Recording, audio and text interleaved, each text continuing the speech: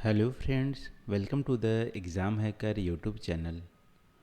दोस्तों, आज की इस वीडियो से हम लोग यहाँ पे इंटरनेशनल ट्रेड के जो भी हमारे क्वेश्चंस हैं उसको हम लोग सॉल्व करना स्टार्ट करेंगे। तो आज हम लोग प्रश्न देख लेते हैं किस पे हम लोग डिस्कस करने वाले हैं।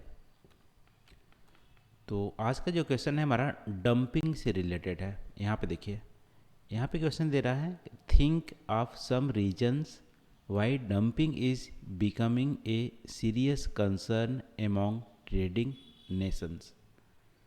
तो यहाँ पे आपसे पूछ रहा है कि डंपिंग एक सीरियस प्रॉब्लम क्यों है ट्रेडिंग कंट्रीज़ के बीच में। तो सबसे पहले आप बताओ डंपिंग होती क्या है।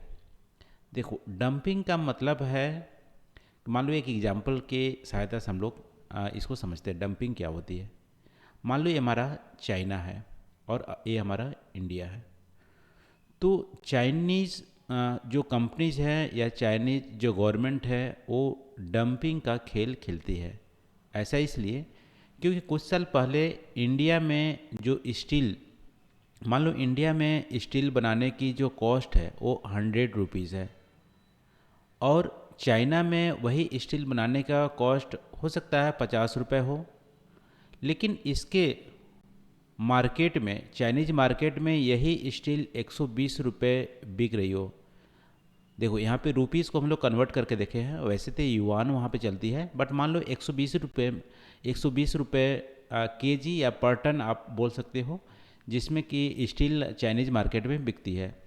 लेकिन यही चाइना क्या करता है कि अपने यहाँ तो 120 रुपये बिक रहा है, लेकिन यहाँ पे इंडिया में यही मान लो 70 रुपया के जी हमारा स्टील बेच रहा है इंडिया में।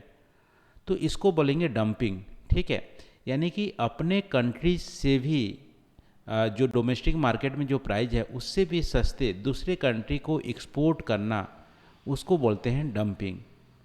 तो अब आपको यहाँ पर लग रहा होगा कि ये तो सस्ते में हमें दे रहा है, तो फिर इसमें घाटा क्यों है, सीरियस कंसर्न क्यों है।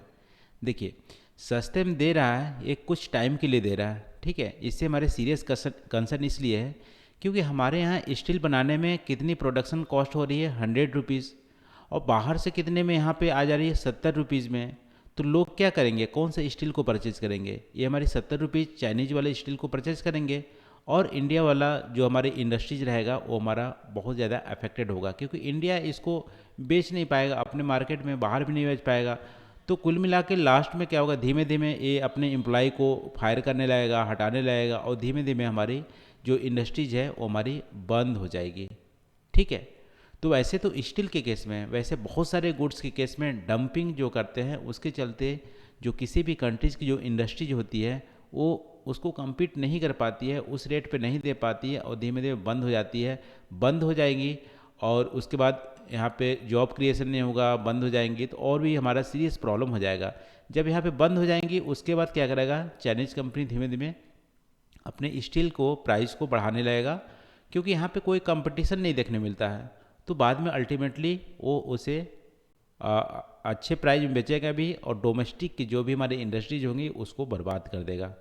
ठीक है, तो इसलिए हमारी डंपिंग जो होती है सीरियस कंसर्न होती है।